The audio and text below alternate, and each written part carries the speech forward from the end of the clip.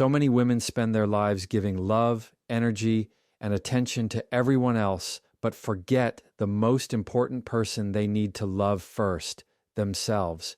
When you learn to love yourself more than anyone else, you stop settling, you stop shrinking, and you start showing up in your life with strength, confidence, and clarity.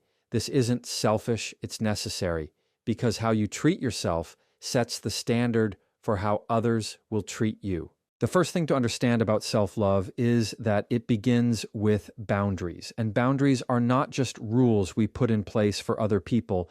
They are commitments we make to ourselves about the way we will allow our energy, our time, and our heart to be treated.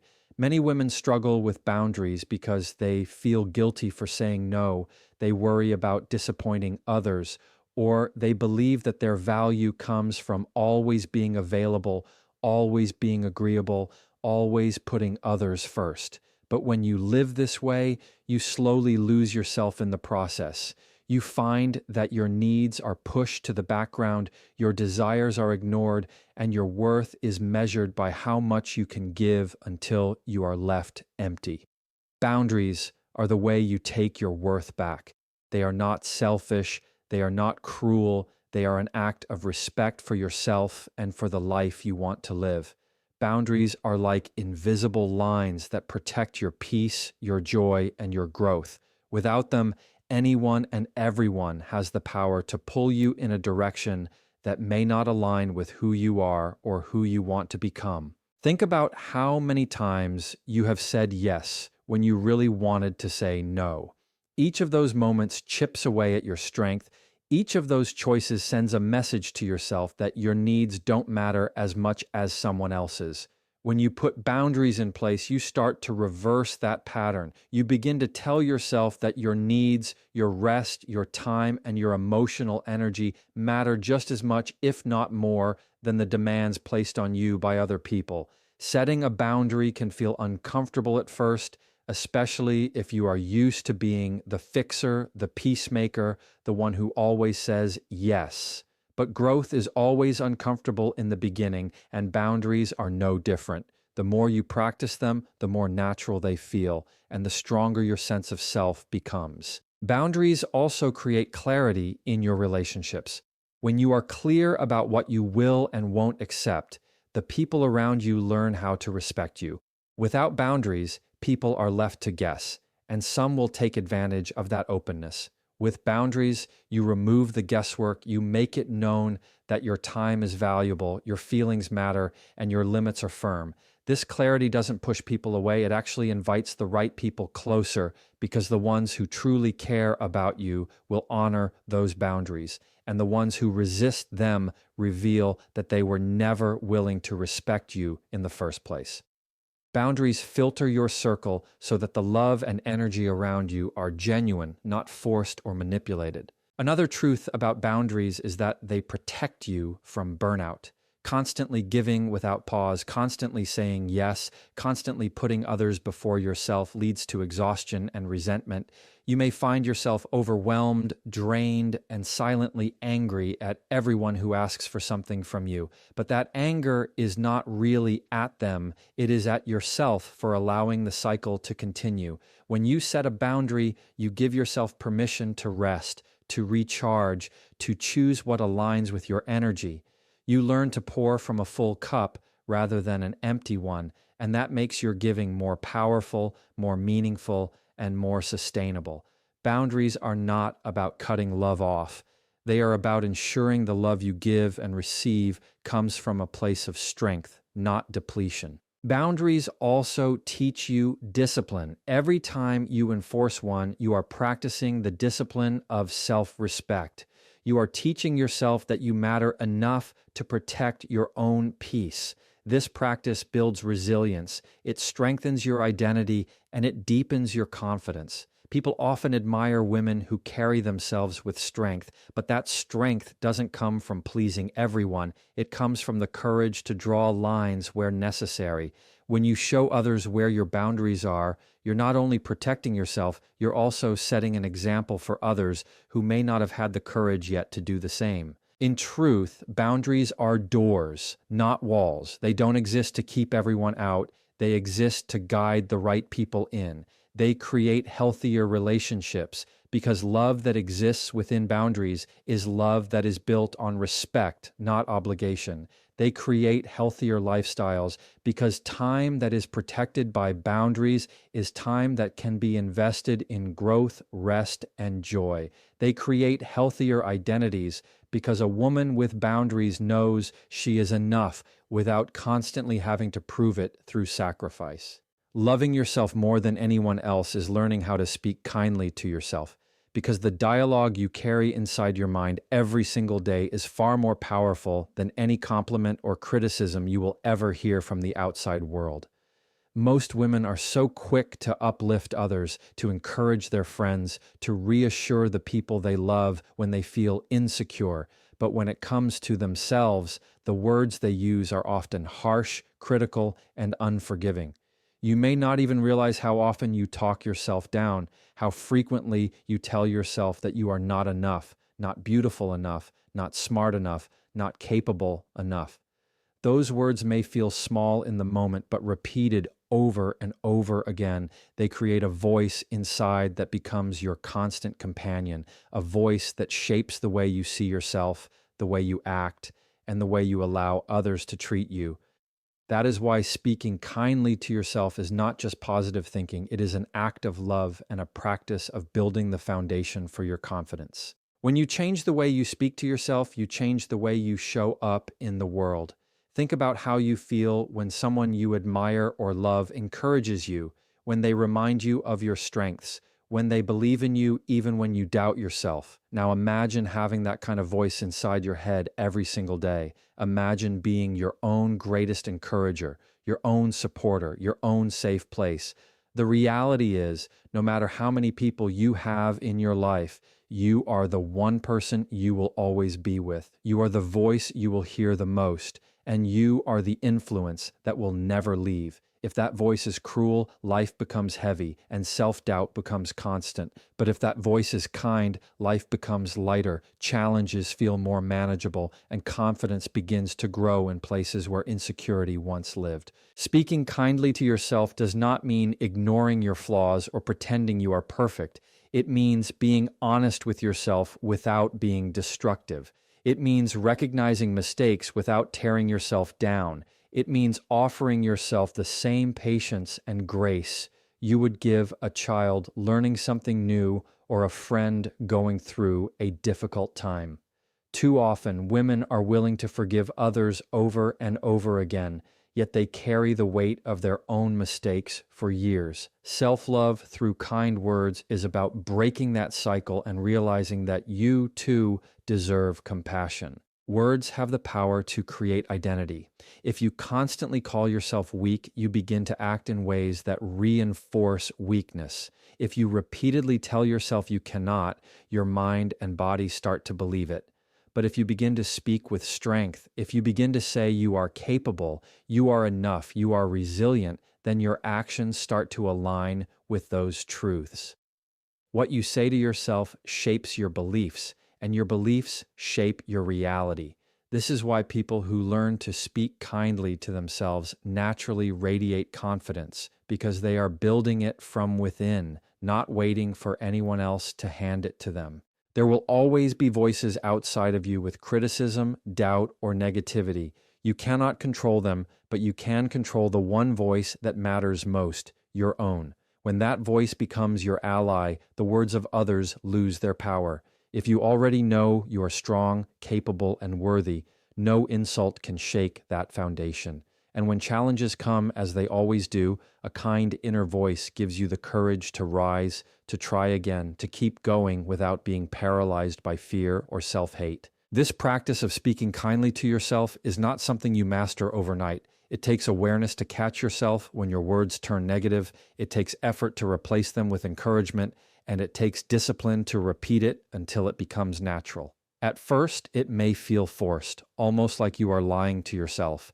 But over time, your mind begins to shift, your heart begins to believe it, and your actions begin to follow. Every time you choose to speak kindness over criticism, you are rewiring your thoughts, you are strengthening your spirit, and you are deepening your self-love. The most beautiful part of this journey is that when you learn to speak kindly to yourself, it doesn't just stay within you. It begins to overflow into the way you speak to others, the way you treat people, and the way you carry yourself in every space. People notice when a woman carries kindness within her, not because she flatters or pretends, but because she lives from a place of compassion that begins with herself. It is impossible to love others fully if you cannot extend that same love inward, and the practice of kind self-talk is the foundation of that. Choosing yourself in the decisions that truly matter, because every choice you make is either a step toward honoring your worth or a step toward abandoning it. Too often, women fall into the habit of saying yes when everything inside of them wants to say no, agreeing to situations that drain them just to avoid conflict, or staying silent when they should speak because they fear being misunderstood. In doing this, they slowly place their own needs, dreams, and happiness at the bottom of the list, convincing themselves that sacrificing for others is what makes them valuable. But the truth is that every time you abandon yourself in order to please someone else, you send a message to your own heart that you are not worth fighting for.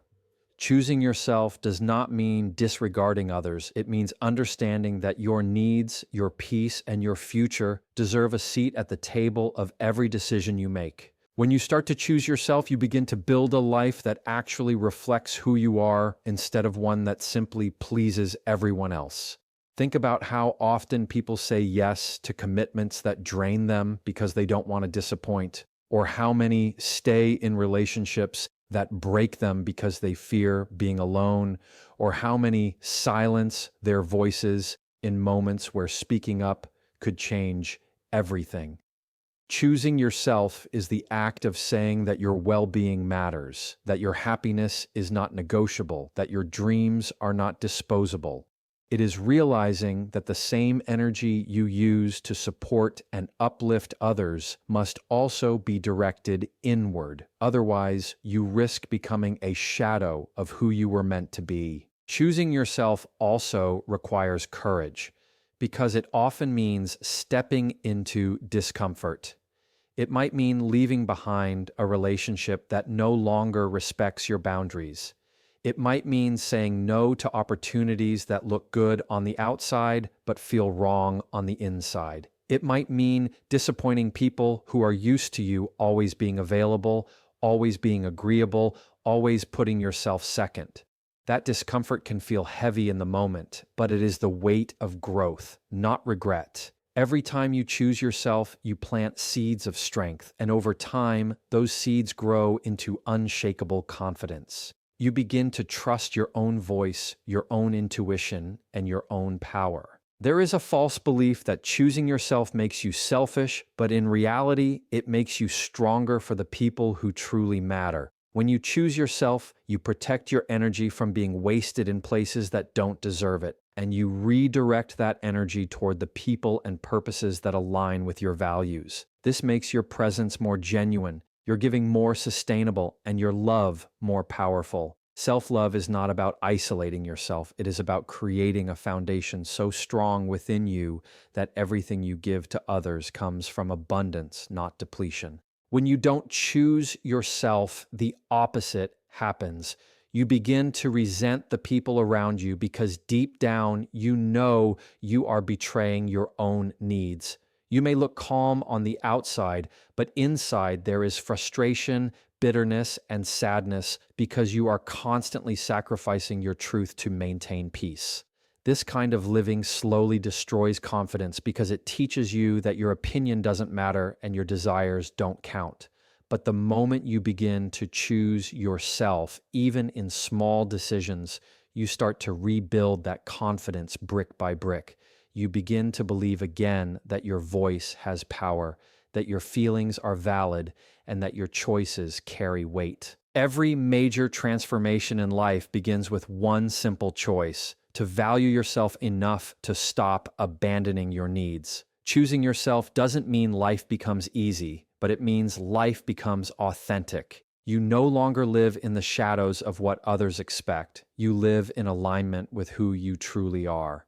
And when you stand in that alignment, you attract relationships, opportunities, and experiences that honor your worth instead of diminishing it. Choosing yourself is not about rejecting others. It is about refusing to reject yourself. Every yes and every no carries a message. And when you choose yourself, that message is always clear. You are worth it. Protecting your energy, because energy is the most valuable resource you have. And once it is wasted on the wrong people, places, or situations, it is almost impossible to get it back. So many women move through life feeling drained without fully understanding why. They give their time to people who never give back. They invest emotions into relationships that constantly take without offering support, and they allow toxic environments to chip away at their peace. Protecting your energy means becoming intentional about where you direct your attention, who you give your presence to, and what you allow into your inner space.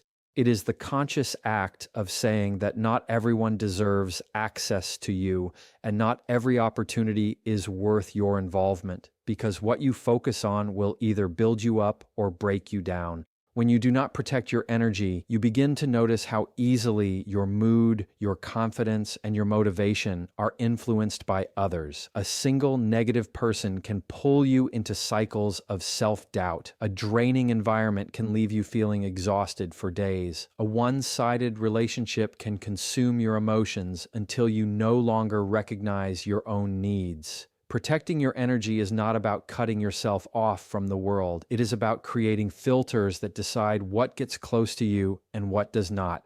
Just as you would not let anyone walk into your home and take what they want, you cannot allow everyone into your emotional space to take without limit. Protecting your energy begins with awareness. You have to pay attention to how people and situations make you feel after you leave them. Do you feel lighter, encouraged, and supported? Or do you feel drained, anxious, and small? Your body and your spirit know the answer before your mind tries to justify it. When you recognize the things that consistently take more than they give, you gain the power to make changes. Sometimes those changes mean limiting time with certain people. Sometimes they mean saying no to commitments that don't serve your growth. And sometimes they mean walking away completely from what no longer aligns with who you are becoming. This practice requires strength because not everyone will understand. Some will call you distant, cold, or selfish when you begin to set limits. But the truth is that protecting your energy is the opposite of selfishness. It is wisdom. You cannot show up fully for the people who truly matter if your energy is constantly being drained by those who don't. Protecting your energy allows you to preserve your strength for the things that are truly important: your health, your growth, your relationships, your purpose. Without it, you risk pouring so much of yourself into empty spaces that you have nothing left when life calls you to rise. When you love yourself enough to protect your energy, you also begin to see how powerful it feels to let go without guilt. You realize that walking away from negativity does not make you weak, it makes you stronger. You stop chasing people who do not see your worth and instead focus on the ones who value your presence. You stop saying yes to every request out of obligation and instead give your time to the things that genuinely matter. You stop allowing toxic conversations, habits, and influences to define your mood and start creating an environment where peace is non-negotiable. Energy is contagious, and when you protect yours, you also influence the people around you. Your calmness creates calm for others. Your discipline inspires discipline in others. Your boundaries show others that it is possible to live without constantly giving yourself away. Protecting your energy is not just about survival. It is about creating a life where you thrive, where your spirit stays strong, and where your joy is not constantly at risk of being stolen. Every moment you choose to guard your energy, you are practicing self-respect, you are building resilience, and you are reminding yourself that your peace is priceless. Honoring who you are becoming, because self-love is not only about who you are right now, but also about the woman you are shaping yourself into every single day. Too many women believe self-love is just about saying affirmations in the mirror or treating themselves occasionally with care, but true self-love is deeper. It is a commitment to your growth, your healing, and your progress even when no one else sees it. Honoring who you are becoming means recognizing that you are not a finished product. You are a work in progress, and every step you take toward your goals, every boundary you enforce, every lesson you learn, and every challenge you overcome is shaping a stronger, wiser, and more resilient version of you. When you honor who you are becoming, you stop defining yourself only by your past. You no longer allow old mistakes, regrets, or failures to chain you down, because you understand that those experiences were part of your process, not your identity. They taught you lessons, they revealed your strength, and they pushed you toward growth. Instead of seeing them as proof of weakness, you begin to see them as bricks that are building the foundation for the woman you are now. Honoring your becoming means embracing that past without shame, but refusing to let it dictate your future. This act of self-love also requires patience, because becoming the best version of yourself takes time, discipline, and consistency. Just as a seed planted in the soil does not become a tree overnight, your growth requires seasons of nurturing, seasons of waiting, and seasons of pushing through the storms. There will be moments where progress feels invisible, where it seems like all your effort is wasted, but honoring who you are becoming means staying committed even when you cannot yet see the results. It means trusting that every small step forward matters, every disciplined choice adds up, and every challenge you face is shaping resilience within you. Honoring your becoming also means celebrating the small victories that often go unnoticed. The times you said no when you usually would have said yes, the days you chose rest instead of overextending yourself, the moments you spoke up instead of staying silent, the times you walked away from situations that no longer aligned with your worth.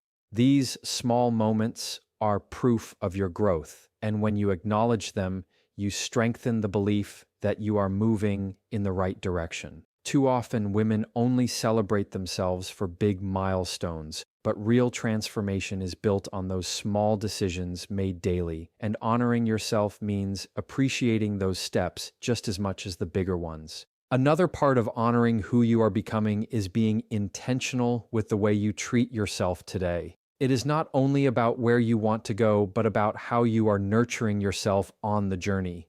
It means practicing self-care not as an occasional luxury, but as a consistent habit. It means investing in your physical health, your mental well-being, and your emotional balance, because the woman you are becoming needs a strong foundation. It means giving yourself grace when you fall short and encouragement when you rise, because self-love is not about perfection, but about persistence. When you honor your becoming, you also stop comparing yourself to others. You recognize that your path is unique, your pace is your own, and your growth cannot be measured against anyone else's timeline. Comparison only distracts you from the progress you are making, but when you focus on your journey, you see how far you have come and how much further you can go. This focus strengthens your confidence and keeps you grounded in your own truth instead of chasing validation through someone else's success. Honoring who you are becoming is ultimately about building a relationship with yourself that is rooted in respect, patience, and belief. It is showing up every day, not only for the woman you are now, but for the woman you are working toward. It is giving yourself the same devotion, encouragement, and commitment that you give to the people you love most. And when you live this way, you no longer chase love or approval from others, because you already carry it within you.